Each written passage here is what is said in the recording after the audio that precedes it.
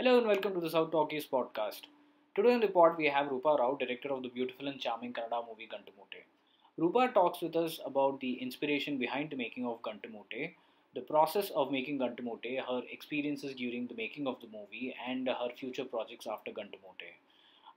Gantumute is currently streaming on Prime Video. Spoiler alert for those who have not watched the movie, this podcast contains a lot of details about the movie. So, in case you've not watched it yet, a great way to enjoy the podcast would be to stream the movie first and then listen to this episode. So, without further ado, on to the pod. Okay, so I think our first question will be on the screenplay. So I saw the whole movie as a sequence of episodes in Mira's life, where she seems to figure out things for herself. I liked how she was wondering why can't she judge Madhu for the cigarettes, whereas he is asking her the same. And then there is this whole dawning of the reality on her, where she suddenly realizes that her Salman Khan is not the real life Salman Khan, and like he comes with his own flaws and so on. So, did you write it that way? Did you nail these, like points as some sort of episode endings, and then develop the story around them, or like it just like came in one flow of sorts? Mm, so I mean, I kind of had the slut shaming thing in my mind. Like somewhere I wanted to insert it in some of my story. I wasn't sure which story because it happens so often around us. It has happened to me. It has happened to my best. Like at least every other girl must have gone through it. And also like I also understand the perspective of the boys that when they are influenced and when they say it they don't even know the meaning of it, so it's not even like his fault, but then it lasts so strongly and in human like a woman's psyche for so many years. So I knew that I wanted to insert that in some story, but then for writing Gantumute, for me the trigger was the suicide, because it has always um, kind of like bothered me, and I've tried to understand what pushes a person to that like when I was in 10th standard, and when I saw like in every results in newspaper, soon after results there will be at least a few like election, what am I saying, exam results, and like failure, and it happened to some of my close associates as well, like within like first and second circle, and that's when it kind of hit me that like somebody who goes, they die, right, they're gone, but then the one who lives on, the endurance for them, it is so heavy, right? Like you got to so many unanswered questions, how are we going to live with it? And then I started thinking who will be most affected by it, except other than the parents. I thought the person who is so deeply in love with, and then I kind of whose love is super pure and super strong, the first love. So that is how kind of knotted them together, and yeah, yeah, that's how. And it's a risk for sure, like to write a character driven stories. Yeah. So Yeah. you're simply more oriented towards character-driven stories than these artificially created plot highs, right? If I can call them. Yeah, because it is very what happens inside a human head is so much more fascinating for me than how the situations are presented. Like, so there are two ways, for the way I have understood so far, to tell stories is like, like like since the childhood we've read these stories of Panchatantra and Mahabharata and all of these stories, right? uh, what Why would they keep, let's say Tenali Rama or Birbal, there is one character and situations are given to him, right? So uh, so it has always fascinated me, the creating strong characters and giving them situations and how they deal with it, then to create situations and like fill in with characters which has no depth, so I think for me that's been more I think that's my exploration. I may end up doing something super strong. Like I have tried writing some things because I also trip on watching such films, like these crime thrillers and all that. But I can't bring myself to write it somehow. Like so I don't know. So but for now, yeah, I'm at that point where I love um, just getting into the layers of characters, and it is not popular in India as of now. Hmm. Yeah, but I think a lot of people want it. I think some of us, majority of us, are tired of these half-baked characters. So thank you for like trying this, I would I'm say. uh, I'm so Okay. relieved to listen to that. It's very Yeah. Okay. So, Rupa, nostalgia is something what we look forward to in movies always. I think that's one thing I experienced a lot while watching this film. And what I see is that there's a lot of memories of 90s in the movie.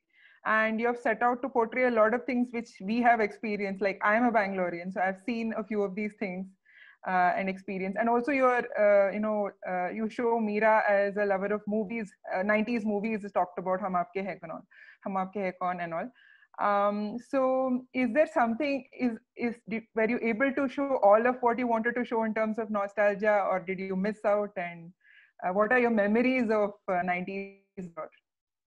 no, whatever my memories, I keep tripping on that through my films for sure. Like my previous web series, it's also set in the 90s. The Other Lost Day, I'm not sure if you watched it. I think two things. For Gantu Mute, I had to write it in that era. My prime reason was because the supplementary exams after 10th standard in until 2002 it used to happen in September, like 3-4 months after the results came, the supplementary would happen, and Right. so you kind of end up losing the whole year. I needed that time frame for his mind to start playing up. So I wrote it there, and then once I decided it's going to be in 90s because of this element, the rest of it became my joyride because I love recreating what we have experienced in our teenage. Also with just a limited framework of the story, right? So it's super fun, and I think it's my biggest high to create these little things.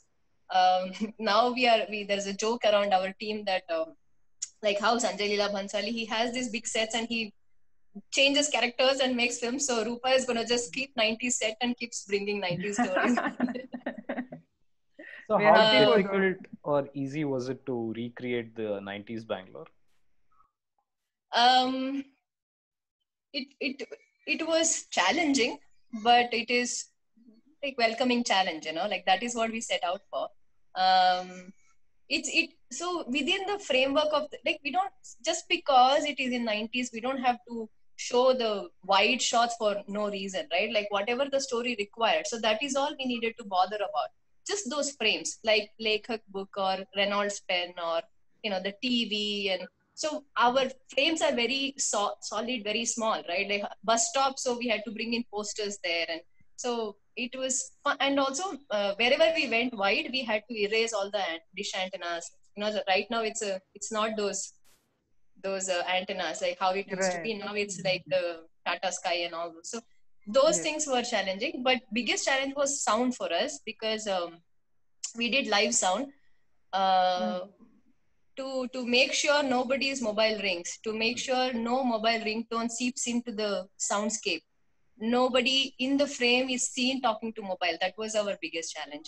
And for a lot of wide shots, I went to Mysore. We shot it in Mysore to show it as Bangalore. So Yes. kind of helped. My favorite memory was the landlines. So I Yeah. absolutely love that. Strangely, my mother worked in BSNL, so I have a lot of connection with it. See, that is a character. Those things had a character to it, and it adds so much to the frame and the story. Like right now, like breakups and makeups happen over phone text messages, like mobile text messages, and it loses its, like all that you go through to go and find an STD booth. There is so much that you can build around it. Yeah, I miss it right now. So Rupa, I want to step away from Gantu Mute for a minute. I know that predominantly our discussion today will center around that, but my question primarily is regarding women directors in the field today. So now today we have women directors who've made a stamp. You are there. We have somebody like a Sudha Kongara. We have somebody like a Zoya Akhtar.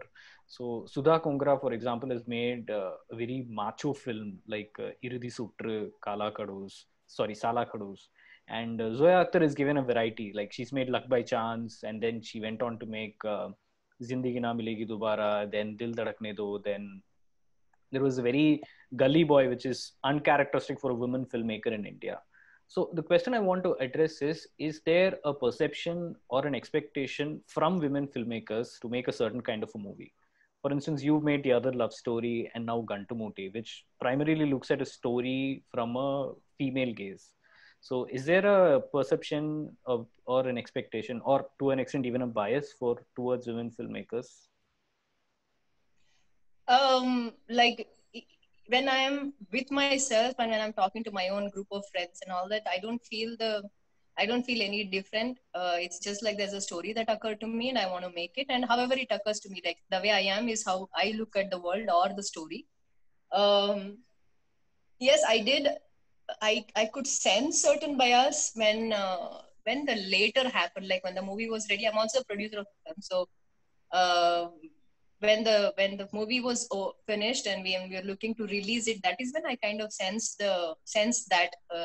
So when we say it's a women director, immediately they think it's a sad story of some issue or like some, like I don't know, like.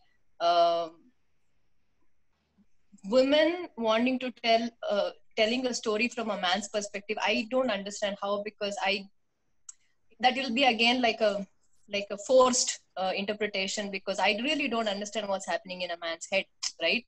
I mean, they're fantastic and all that, but then yet so it will be like how a man will make a women film, right? So in a very subtle way. So bias, yes. Perception could be, but it would affect my process with it, right? Like it's not, I mean, like we can't do anything to cater to somebody's perception. You just do what you do and perception keeps changing and hopefully it will. Yeah, it's changed a lot, but I still wanted to understand what is on the ground today. I mean, as viewers, we may not have, but on the ground, in terms of the industry, I just wanted to get your view. Yeah, it is also like it's very new for the whole industry to kind of be in a same space of a woman, right? Or for, like, I come from IT background and I've worked in Infosys for 6.5 years and traveled around. So like for me to talk to someone, I take their first name, you know. Here they call each other sir or whatever, like it from that lot of for me it was a cultural shock, but then yeah, you get used to it. Yes, I think the more we do it, the sooner we can get there. Thanks. Okay, so back to Kantumute. So this is my observation, or you can call it learning from life. So do you think girls at the same age are always more mature than the boys? Or they, I don't think it's I can generalize it that way. It has nothing like, I think it's just to each his own. Like um girl, I think Mira was a little more matured than everybody, even the girls around her, not just the guys around her, right? So it's just the way she is built, like. So I think it's each of us. I don't like to do that because I have really clicked very well with younger boys, so I okay, don't want to. So I don't think maturity is directly correlated to gender or age. okay. But there is this psychology study which at least says that girls develop social skills earlier than boys, at least in the toddler age. So maybe I wonder we stop growing after the toddler age. That's the question. Oh, Well, yeah. But you mentioned that the suicide especially is something you have taken as a topic because you wanted to know more about it and you saw it around in your life. But what about the rest of the story, the character development, especially of Meera? How much of it is inspired from your personal life or from somebody around you, including some, specific aspects of her, like her parents working, the bullying, and other personal things related to specifically the character? How much of that is actually from real life and how much of it is real? That's uh, so when anybody writes, I feel there is the fiction and reality kind of merges, right? I'm sure, like all of us. So like I keep saying, when you tell your childhood experience to somebody right now, it wouldn't be just exactly the way it happened to you. It would have changed over the years, and in your own version, you present it to your friend when you're talking to someone, right? So I think that's how we all accumulate some things in our head, and then later it just becomes a story. So I wouldn't know where it came from. Did it come from? There are aspects of my own life for sure, and but then it was a conscious decision to make her an only child. It was a conscious decision to make her parents working, because it makes her more aloof, more lonely, so that she can. So these were conscious decisions, and I have grown up in a household where. Both my parents were working, but my dad was a business, like he was an entrepreneur, he had a business, so he wasn't so far away. So there were elements that you pick from your life, but people, like, elements from your, I don't know, when you're growing, some things would have just accumulated. How it all just falls in place, it's only when I start writing it just starts coming from somewhere in my head, like. So I cannot say it's completely autobiographical, or I cannot say it completely fiction. Somewhere it just gets merged. I think that's how everybody writes. There can't be anything that is purely fiction, even in a movie like Avatar. Right. Rupa, I want to go back to that slut shaming point that you made. So when that sequence plays out in the movie, there is a reference to Upendra's movie, I think, where there is a song around Dagar Dagar also. So when you were writing it, did you foresee any pushback from the industry or from viewers? Because these days, anything and everything is a controversy. And especially in the South, where, male heroes have this crazy fan following and they take offense to anything and everything.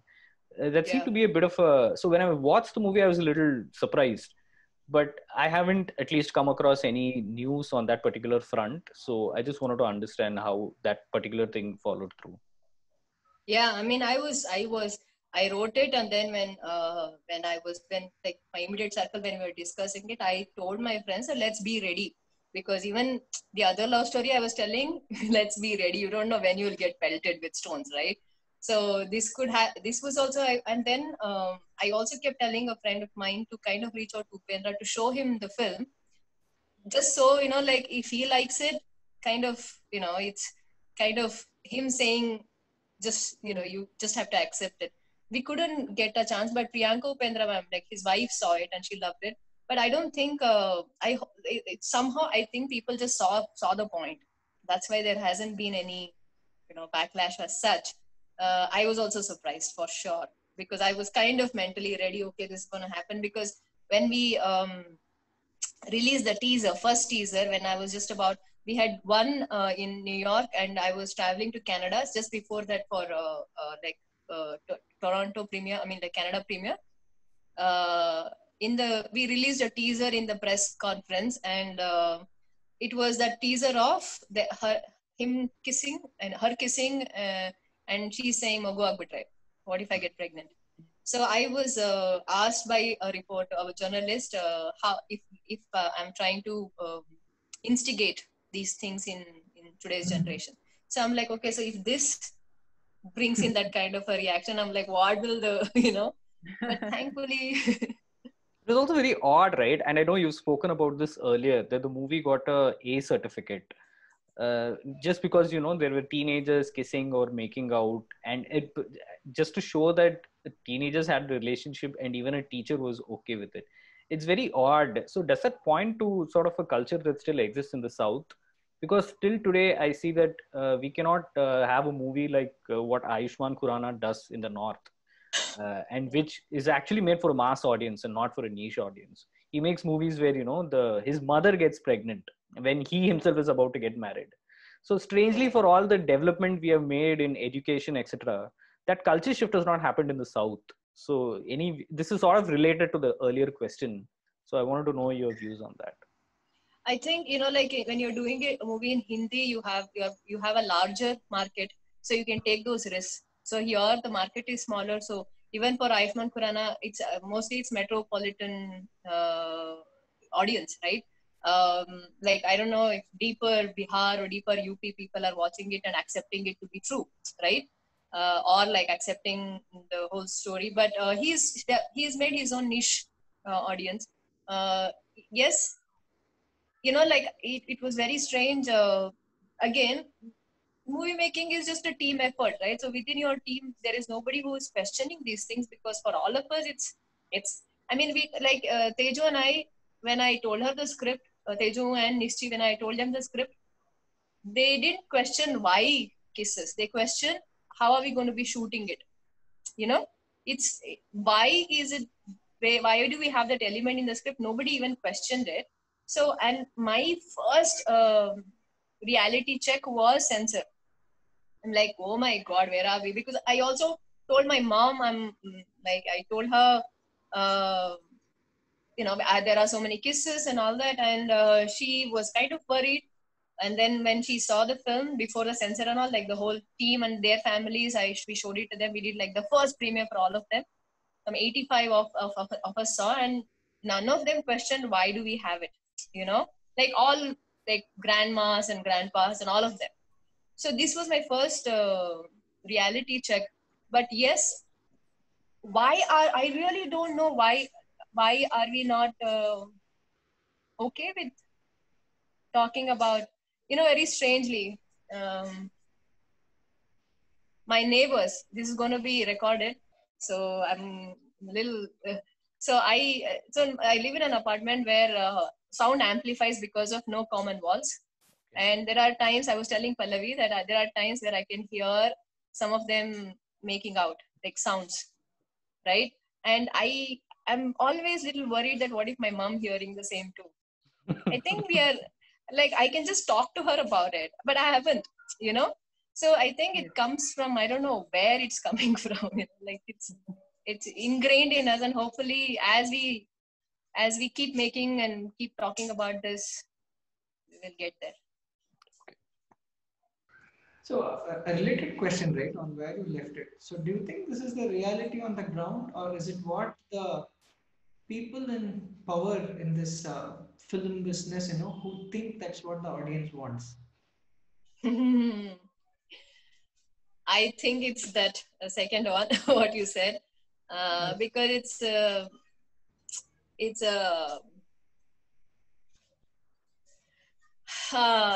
lot of things. It's a lot of things. So the thing, I was invited for like a talk with St. Joseph's College kids. Okay, they're all 18, 19-year-olds, and I spent a lot of time with them before I took the workshop, because I wanted to just I like being with young energy, and they all watched the film. They all loved it, and I started asking them, so how does it happen these days with you guys? Like, what do you do guys do? How does love happen these days? Like, I'm 30, 35 something now. They're like, no, ma'am, we meet on Tinder, we hook up, 2, 3 hookups, and then if something clicks, we see, we keep dating, and then we break up. So, ground reality is that. I mean, I could be talking about only one section of audience. I'm sure even in like villages, and because the information, access to information is so much that I don't think, but so this is they haven't really been in touch with what's happening in the ground reality. I feel like the people in power. Okay. I mean, like in censor, they told me, how can you, kids, they're kissing. I'm like, yeah, like my answer was, see, when we were young, like when we read, see, like in our parents and grandparents age, they were getting them married at the age of 12, 13, 14, the moment puberty hit. Why? So that their physical needs are taken care of, right? Otherwise they will start. So now that we have pushed it to 18 and 21, that doesn't mean body doesn't produce hormones, right? So they're just attending to hormones in a very beautiful way. So no, until 21 nobody kisses. I'm like, okay. One more question is, I think you preempted our question, so this was part of our list of questions. But you spoke about, how it would be difficult for you to imagine a male psyche and write stories, around it. The question is converse. So, what is your take on how the male directors over the year have portrayed, female love? and especially the point that you raised about the physical needs, the physicality. I have never seen a movie where they talk about sweaty armpits, hormones, and all those things. So is it sort of a revenge for all the shitty portrayal of female love that you have seen over the years? uh, it's more like just talk real shit, people. Like, come on, it's high time you. So it's yeah, yeah. um, so it's like I really felt unrepresented. Like I have loved films. I have it's that's been my penance all through my life. I have watched a lot of films, but then I always wondered and as I started growing up and my life experiences started happening, and then I was like, why are you not showing what is happening around me? That doesn't happen, you know, like, and when it happened, it has had like lasting, like, for example, stalking, like it has really affected me to the till date that I get scared of SD sound, like bike sound, because it has affected me so much. So these little things are not really mentioned anywhere. And yes, I think every 10-15 years this will happen. I feel like, like you see, if your kind of stories are being told, then you end up telling. That's how I think every 10-15 years new set of filmmakers start happening. uh, yeah. Mm. It's not like, not consciously that I wanted to give any answer to anyone, but it just happened. I wanted to feel represented, and I wanted many girls who are like me, I'm sure, like middle class, brought up, to feel like, it's we are all one together. Yeah, unfortunately, a lot of these things are sort of romanticized or glorified also. Because I have a sister, and we typically were the same middle class growing up environment. I've seen her suffer from all of the things that you mentioned. I was much younger, so I couldn't do much about it. But yeah, it was very nice to see those things being portrayed realistically for what they are. Yeah, so that was a nice part. Yeah.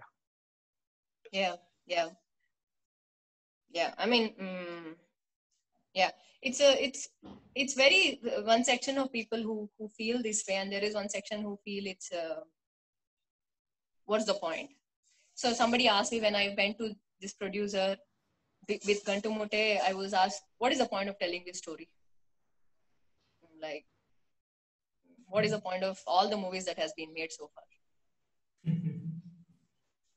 Valid.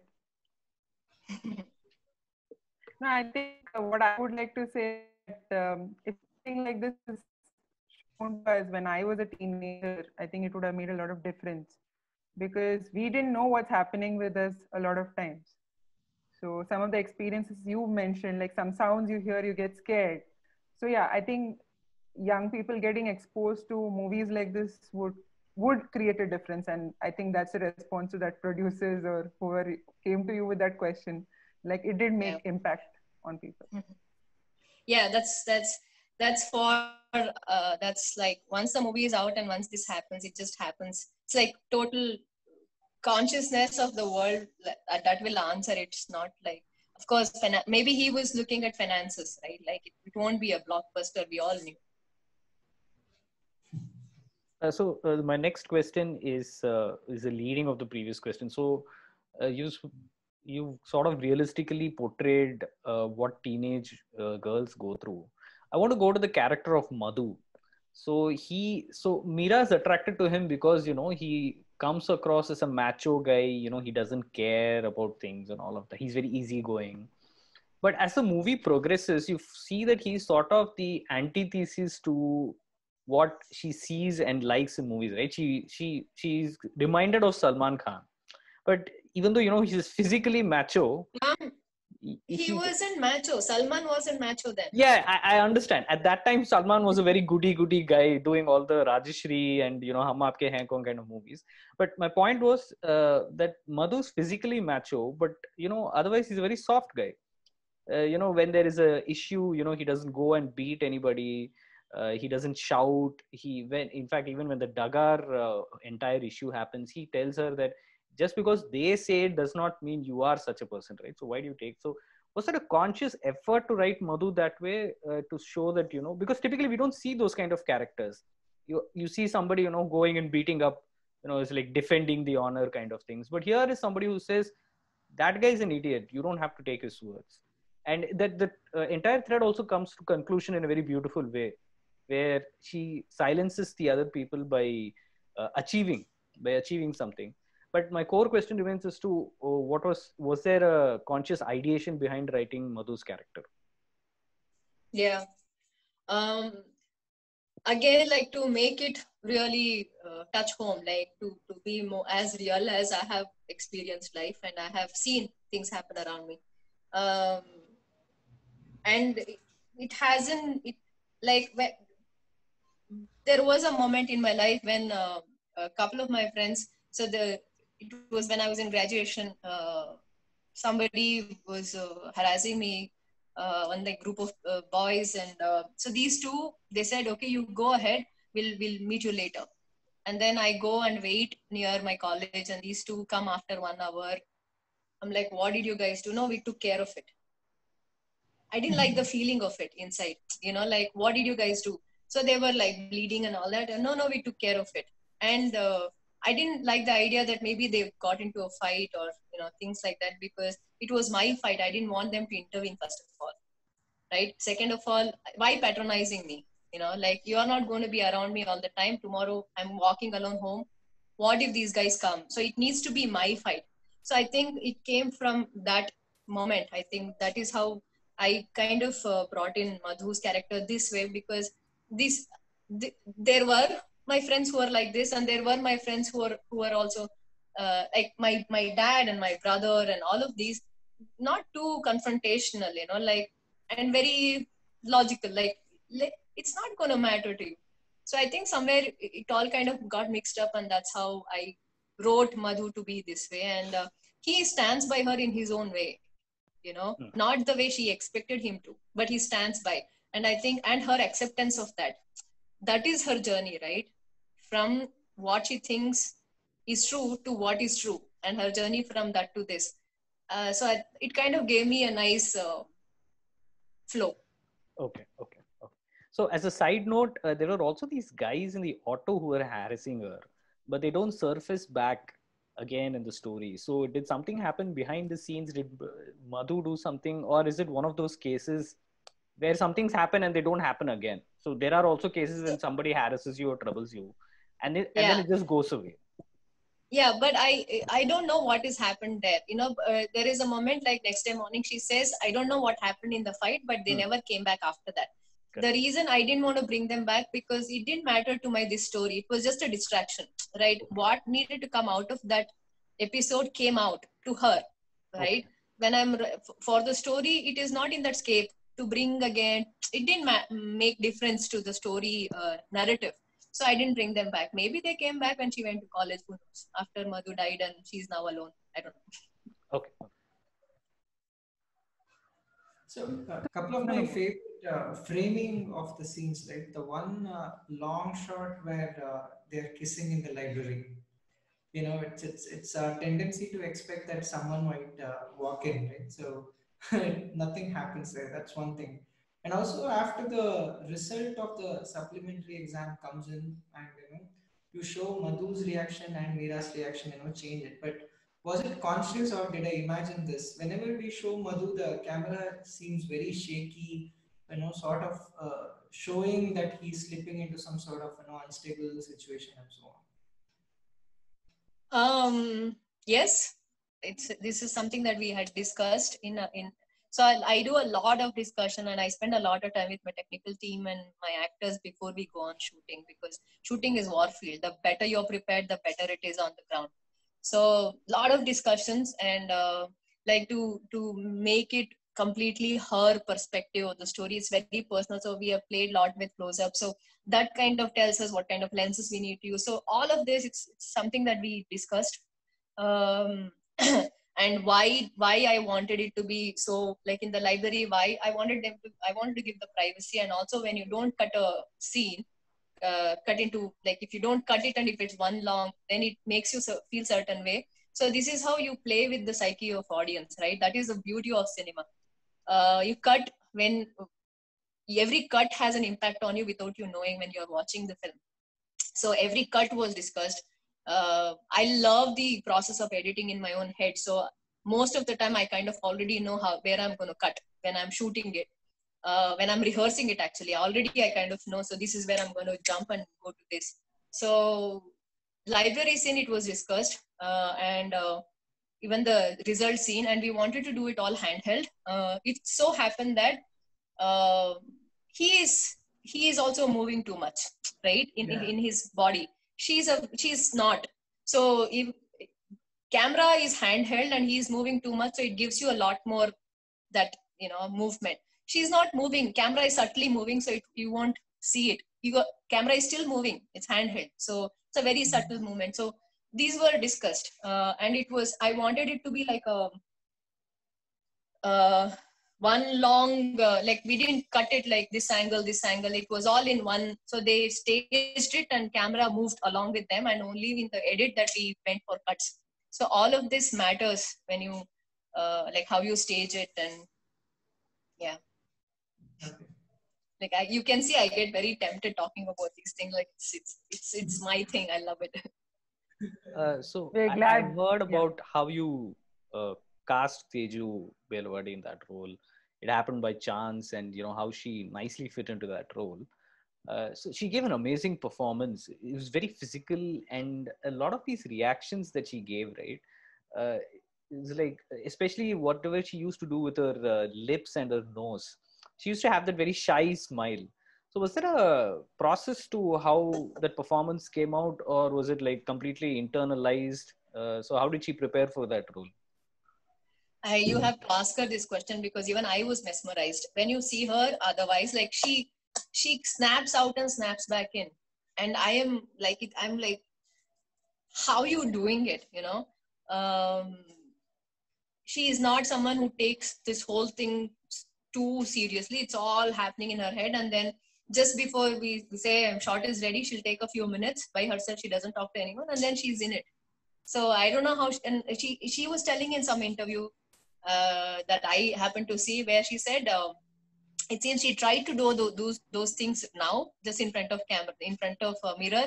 Those things didn't come. So it was just in that atmosphere, in that moment, it just flew out of her. But then we spoke a lot about the character Meera, and she knew Meera in her.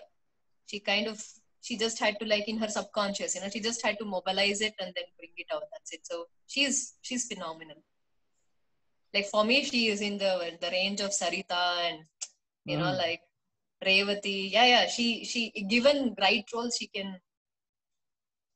Interestingly, she's not taken too many projects after that, I guess. Very odd. Yeah. It's not very sad to see that, because we don't see a lot of South Indian actresses firstly. So that to see somebody do so well and to sort of step away is like, oh my God, why are you doing this?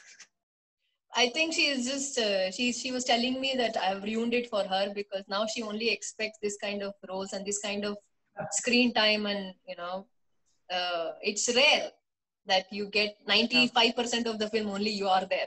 Yeah. Hopefully we will see more of her. Yeah, so the next question is about the movie talks about a lot of mental health issues, including childhood trauma, sexual harassment, his depression, and ultimately his suicide. And this is all addressed in a very subtle manner. You don't go overboard in talking about any of these issues. These issues are coming into limelight now due to certain events which have happened in the recent past. And do you think movies can play a big role in normalizing discussion on this? Discussion is happening on social media, but I don't think it is going in a very constructive manner. Do you think movies can, influence this? That, talking about depression or anxiety or any of these things can be made easy for everybody? I think movies can normalize anything. That is the power storytelling and especially movies have, and that is, I am one of the victims of it. Movies can make, and I'm sure, like, to answer your question, yes, movies have, because biggest influencer. Movies like visual communication, especially cinema, especially in India, they are like the biggest influencers. And and it cannot be just one coming here and there and just Yes. and like like a long gap. There should be more and more, and only then Other Love Story, when it came and I was asked these questions, but then after Other Love Story, there has been inclusion of LGBT characters in a bigger stories, and not just about LGBT, and there have been some about LGBT also. So the more you make it, I think over the years it will get normalized. As I'm working on a short film, like one script on mental health right now, like just about Okay. Would yeah, you like to I tell us wanted to more about it? it's still I kind of know what I want to do with it. I don't know the details yet, but yeah, hopefully I'll do, like I did a short film like in the lockdown, conversation between a couple on like a WhatsApp video call. So I wanted to kind of make it into like a series. So this came about, this idea, but then now the scope of it is bigger than the telephone conversation. So I'm adding some incidents. Of course, Sushant's thing that happened, and few other things that we are seeing. Yeah, like WHO wrote recently in one article that the next biggest pandemic that we are all looking at is the mental health. Like corona, it's a physical illness, but this is something that so yeah, hopefully will many filmmakers make more movies about this. Yes, yes, we would like to see that happen, because I think that'll help ease the conversation around it. As of now, still maybe in the urban sections, it's okay to talk about it. That too, there is some hesitance, but still, I don't think it's mainstream yet. Yeah, Yeah. Yeah. You talked about some of what things you're working on right now. You mentioned you're working on an anthology on our telephone conversation. So could you talk about No, it a little actually, more? that's I don't know if I can announce it yet, because nothing Okay. is finalized. I told you about it on the phone, just between us, because it only 2 meetings I've had with them. It's Okay. going to be hopefully, I don't know, like just 2 more conversations. Yeah, it's an anthology where few filmmakers will come and do with a central theme, few short film, and theme being what's happening in the world, like the lockdown and stuff like that. So I might end up making this mental health film for that anthology. If that's not happening, I'll just do it by myself and just release it. Rupa, just since you're already working on something and it cannot be talked about, hypothetical question regarding the future. So, do you see more directors going towards the OTT space? This is for 2 reasons. One is, let's say that the COVID crisis doesn't go away anytime soon and there are restrictions, and the audience may move towards the OTT space. So, that is the audience being there is one reason. The second reason is we see that at least in the current environment, we are able to put out some difficult content on OTT without the fear of censorship. For example, you look at a series like Sacred Games, or the more recent conversations about caste, religion, sexuality, discrimination, which and also because it's a series, you have a longer time period to sort of draw out the characters and put out the scope. So do you think that is where directors will be headed to? I've heard directors like Vetrimaran and Gautam Menon speak about it. So I wanted to know if you would be, or do you see that as the... I hope not. I mean, as much as I agree with you that it gives you that freedom and that space, and that was the reason I first made web series in 2015, 16. All depends, film, that experience of sitting in a theater and watching, like that immersive experience that you get while sitting in theater and watching. I hope that wouldn't go away. It's another thing, right? It's kind of a love affair that you kind of sit there and it's between you and the big screen. The romance apart, yes, for the strong, like the stories that it really helps. And hopefully we will balance it out as we go. Hopefully, hopefully not only commercial blockbuster kind of films won't just come in theater and the rest go to OTT. Hopefully, none of this will happen. Hopefully, we will be able to balance it out. And like, because I would want to watch great films in theater. Like even like many a times I've thought of a series that I've watched a series in my mobile phone or on my laptop, and I've thought it will be so great to watch it in big screen. So yeah, experientially theater, it's always the first. But then for stories and content, yes, OTT. So eventually, I'm glad OTTs are there. Like for people like us, OTTs are not just where our audience are, but also like financially we kind of breathe easy with OTT's inclusion. Otherwise, it was only like theater or TV, like satellite rights or theatrical distribution. So yeah, we wouldn't have reached where we are today if not for Amazon Prime. So yes, OTTs are a blessing, but I also miss theater experience. I think all of us will agree with that. We're all waiting to be able to go to a theater and watch a movie now. Yeah, yeah, yeah. One last question. So I was thinking as you spoke. So you seem to be more interested in the psyche of the mind, right? People but at least in Tamil cinema, there seems to be a shift. They want to talk about psyche of a society, or a sect or a group of people. They might be the oppressed or they might be the oppressors.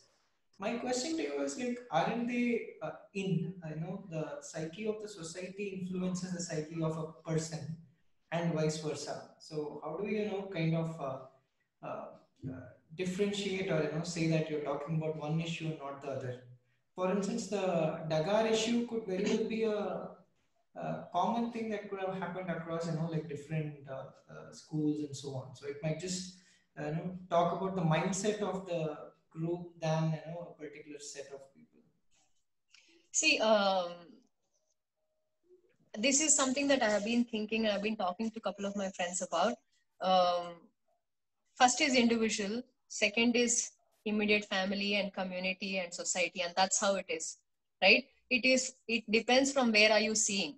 Like in social studies, we've all understood that how the like individual, and this we've understood, like the triangle, Pyramid. whatever it is, pyramid, yes. But then how you're seeing things.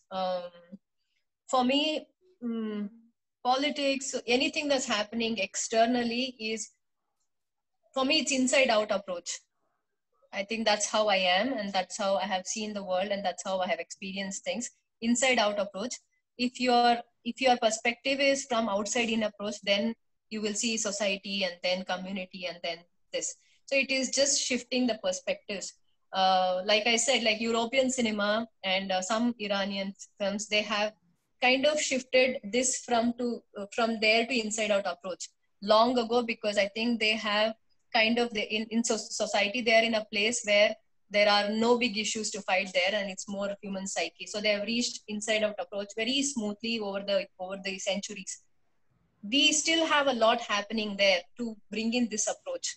But then personally, this has always been my thing, like for example, as a child, when I used to go to my village, um, what I'm born in a certain caste, it's not my thing, right? So uh, how much do I identify with it, and how much do I get influenced by it? So how aware I am of my upbringing, that's how it has been my journey, because I have seen my grandparents treating people in a certain way, right? Whereas I have loved just being around them and playing with them. So it's a very personal journey for me.